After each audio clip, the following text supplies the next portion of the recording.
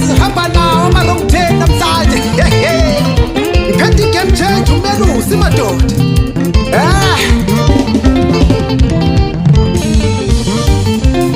Sengathi ngikhula ngengqondo ngenxa yokucabanga wozinto zami zonke zivayakayaka. Sengathi mfiji impumulo mina mase sengiluma.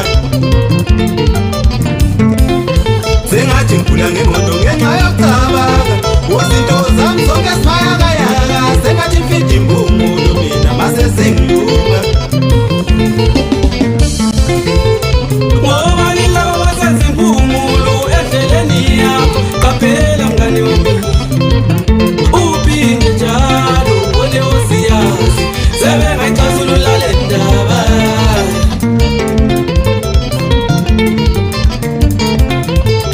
Ngoba nilabo basenza impumulo endleleni yakho qaphela mngani wami.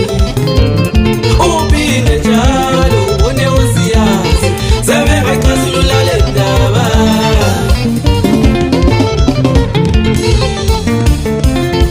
Uke wageza umaritha yabambiza ugobela ngasebhodi. Bathi wajosa umoya eGhana. Uboni yabona kodwa uhlulwe yiwe lapha ngithi sanyingithetele nokuphela imali. Uke wageza omunye umaritha yabambiza ugobela ngasebhodi. Bathi wajosa umoya eGhana. Uboni yabona kodwa uhlulwe yiwe lapha ngithi sanyingithetele nokuphela imali. Impilo mngani wami nama-challenges, iningi ligijimisa imali. Qina wena uzama ubekezela kwase kulunge nakuwe. Ngeke ngihlale kunjena.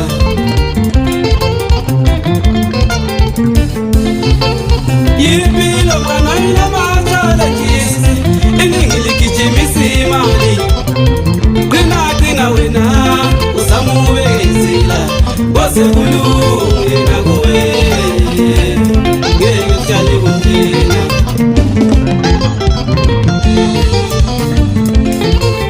Bodisi sangaka ngicela unzima. Udala ngibekezela namhlanje uzolika. inkinga zingxakile. Bodisi uthi ubecela unzima. Udala ngibekezela namhlanje uzolika. inkinga zingxakile. Ayizakwana mfiti ngicela unzima. Udala ngibekezela namhlanje ungafuna. yefuna into ezinhle nami. Bodisi sazalile ngicela unzima. Udala ngibekezela namhlanje ungafuna. yefuna into ezinhle nami. Ungishubila qaphela la onyathela khona. Qaphela abangane bakho mawukhuluma imfihlo zake kudule ngudala. Kunethi impuli yobonakala. Ungishubila qaphela la onyathela khona. Qaphela abangane bakho mawukhuluma imfihlo zake kudule ngudala. Kunethi impuli yobonakala. Bezwa ukamama hamba nayo intala SPS madoda. Sibethe umanyanyata. Let's go. Ayifuthi inzima le ndaba esikhuluma ngayo madoda. Waze kwafaka zenye indoda phansi ngale kulasetsholotsho. Ithi uyabona makunje so. Don't trust something, trust some you. Kunzima samandlo.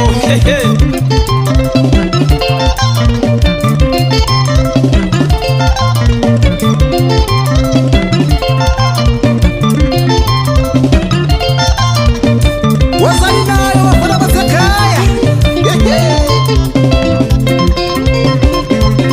Wayise ande kanjalo baba.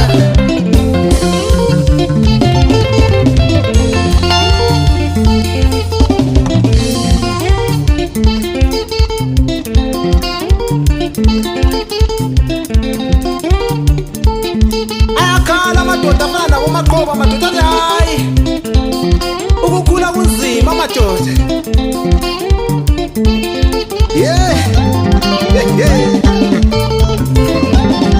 Enguduje isiboyi masiza asikhale bokhale kababa.